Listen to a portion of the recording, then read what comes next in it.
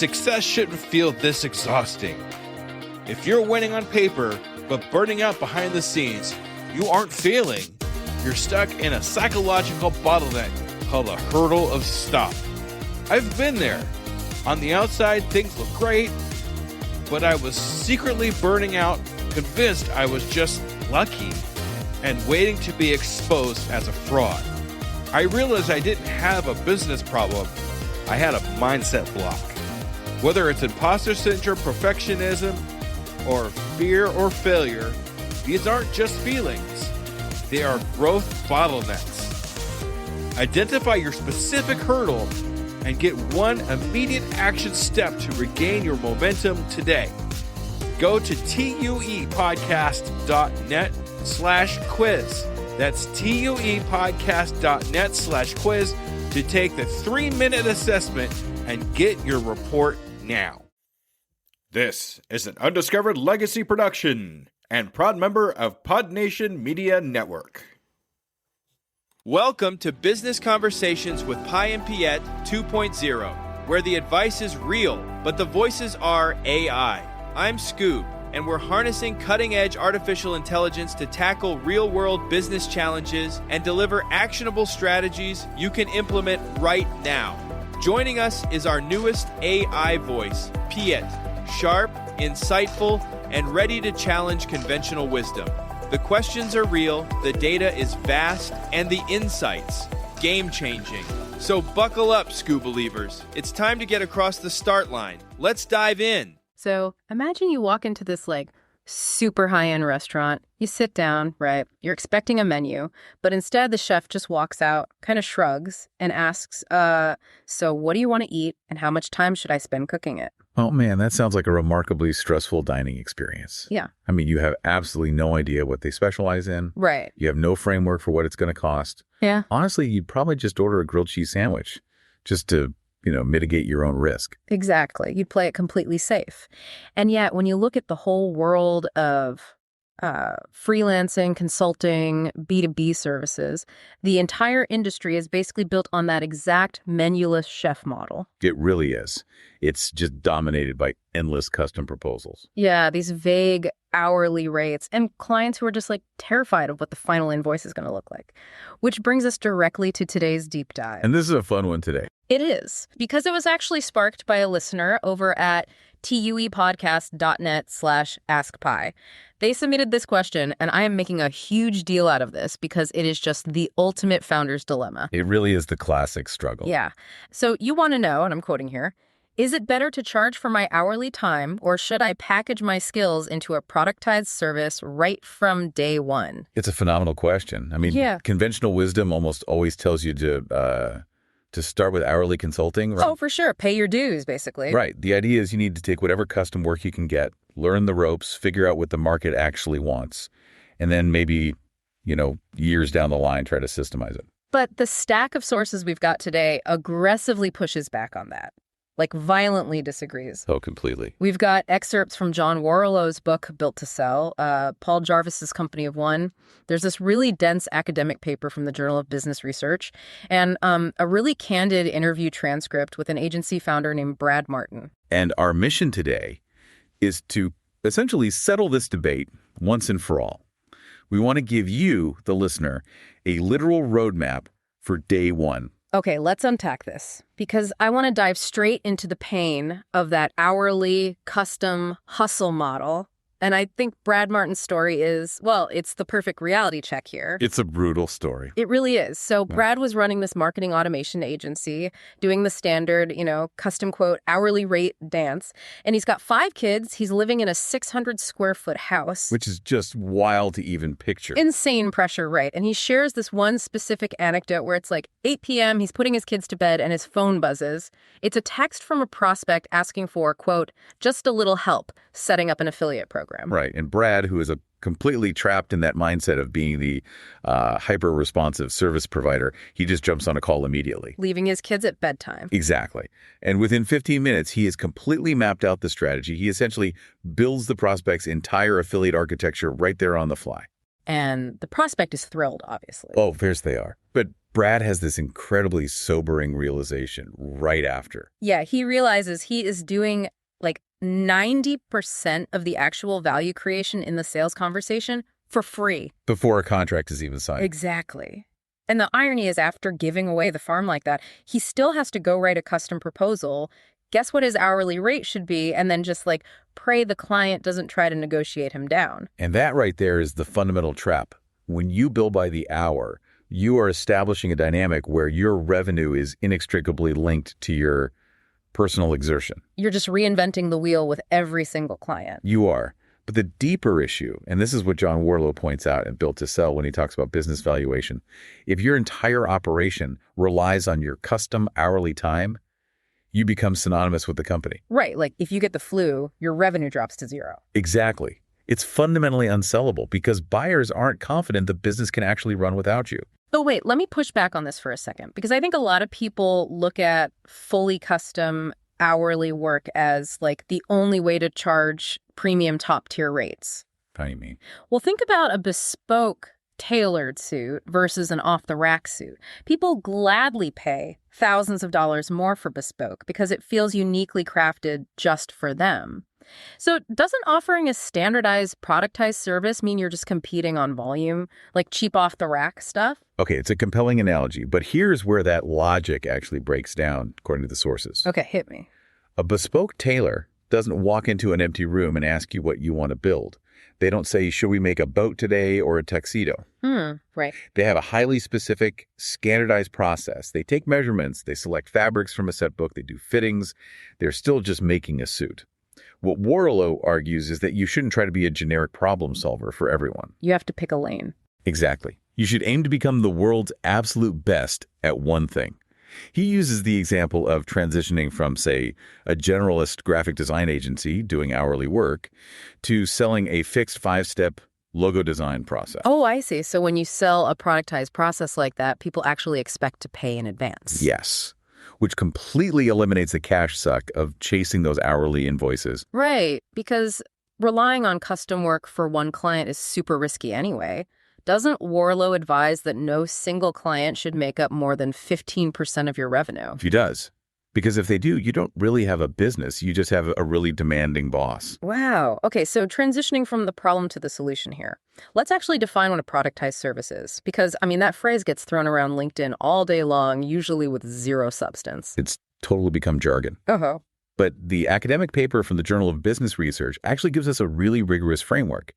They state that a highly productized service must have 3 mandatory traits. Okay, what are they? It has to be specified, it has to be branded, and it has to be priced. Specify, branded, priced. Okay, the paper uses this brilliant example to bring this to life, using the LUX resort and hotels chain. The Cinema Paradiso example. Yes. So think about the old custom hourly way of doing this. Let's say a wealthy hotel guest goes to the concierge and asks, hey, can we watch a movie on the beach tonight? Right, and the staff just scrambles. Total chaos. They're trying to find a projector, they're figuring out how to safely run an extension cord across the sand, calculating what to charge for the labor, and just like hoping the movie audio doesn't annoy the people in the next villa. It's high effort and a totally unpredictable outcome. Exactly. But LUX formalized that completely. They specified the exact deliverables, so it wasn't just an ad hoc beach movie. They included popcorn and ice cream for the kids. And wine for the adults. Right. And they solved the noise problem by specifying wireless headphones for everyone. So they standardized this across all their global locations.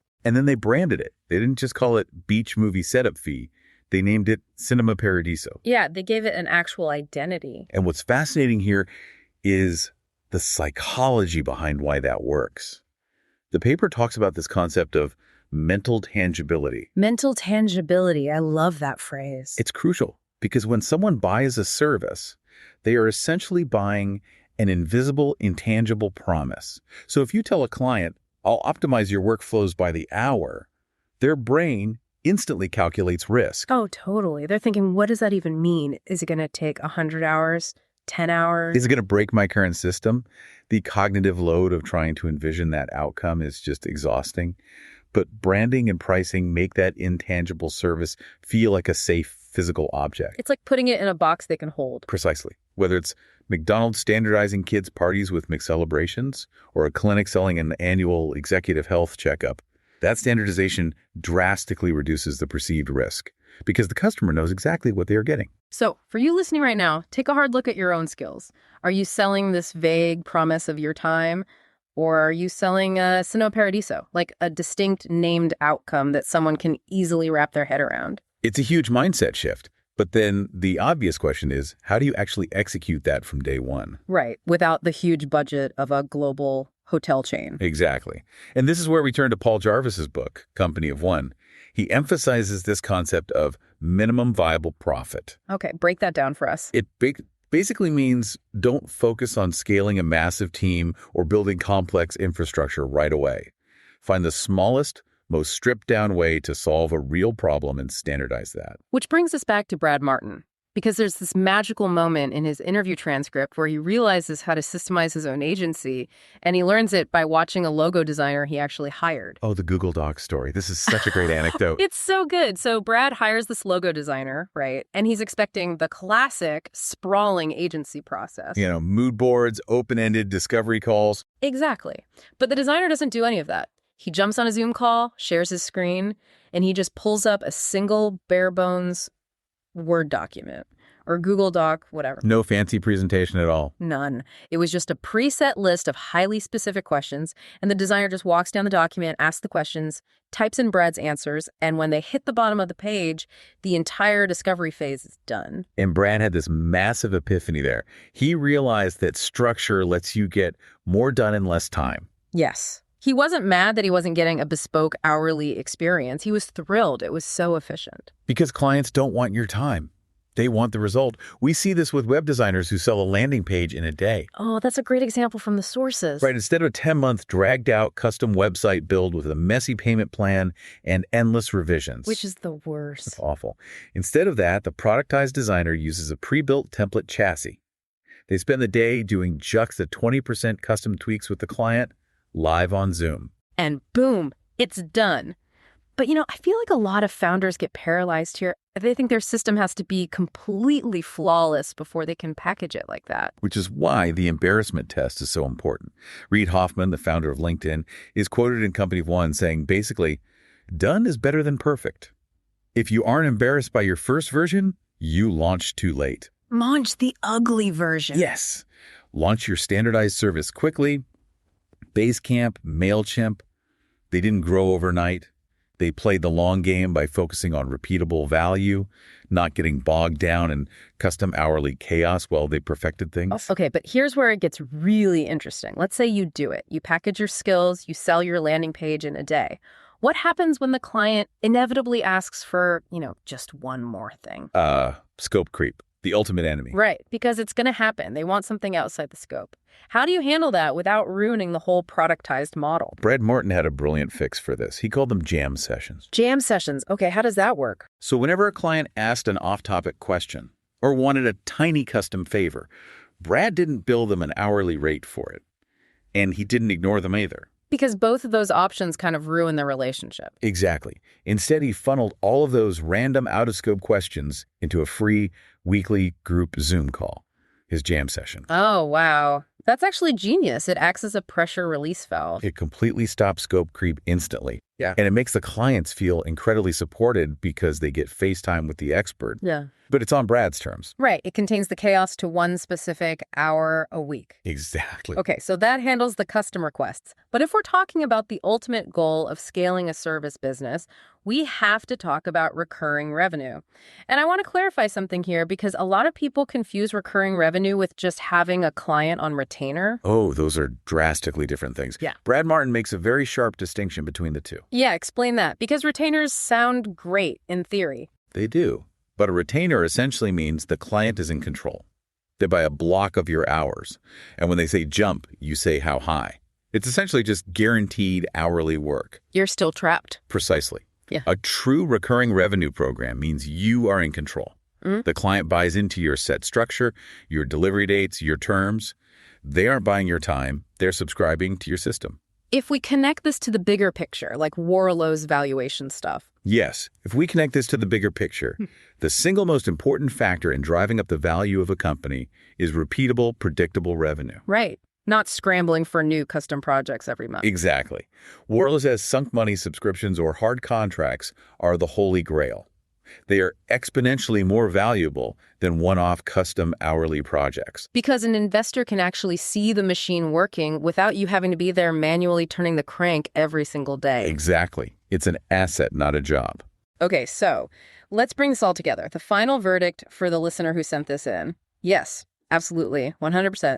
Package your skills into a productized service from day one. Ditch the hourly trap immediately. Ditch it. Create your system. Give it a brand name like Cinema Paradiso. Price it up front and take control of your time because, like Paul Jarvis says, profit is sanity, revenue is vanity. It's such a powerful shift in perspective. And I want to leave the listener with a final thought to mull over today. Woo, I love a good thought experiment. Let's hear it. This is drawn straight from Built to Sell. Yeah. Imagine you have a blank check to grow your newly productized business as large and as fast as you possibly could.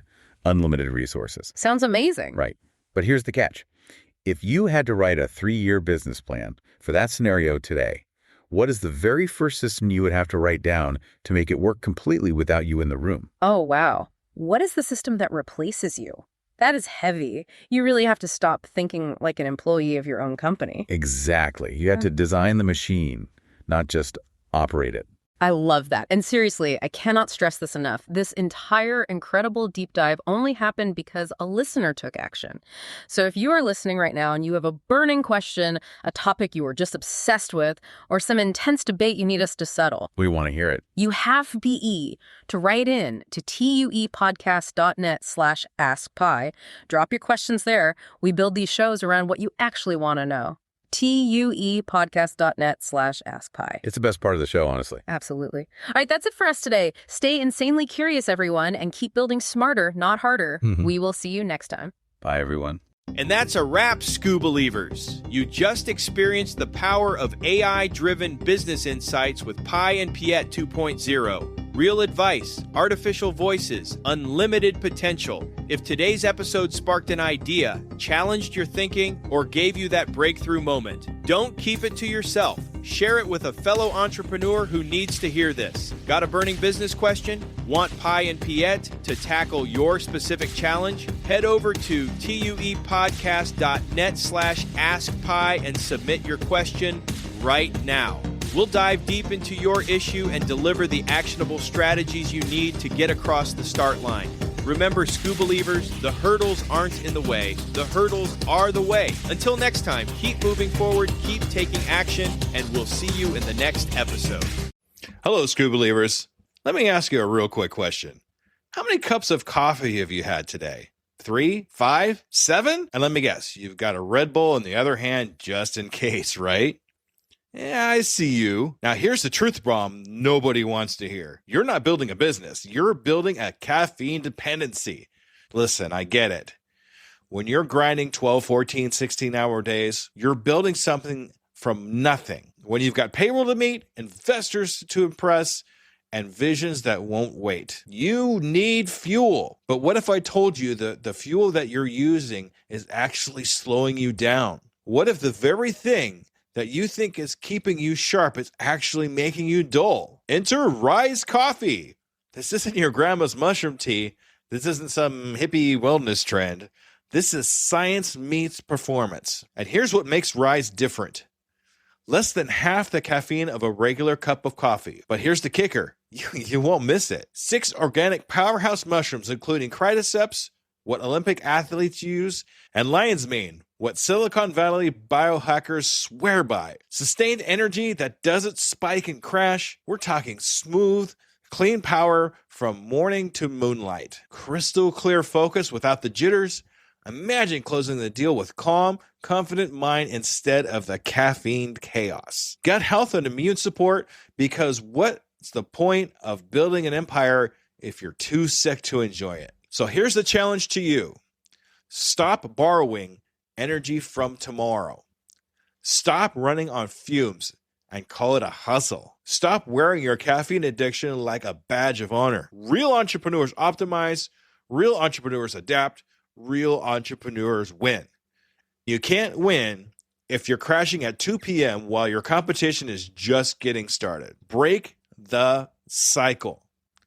Head to ricesuperfoods.com right now and use code PODNA15 for 50% off your first order. That's PODNA15 for 15% off. Try it for 30 days.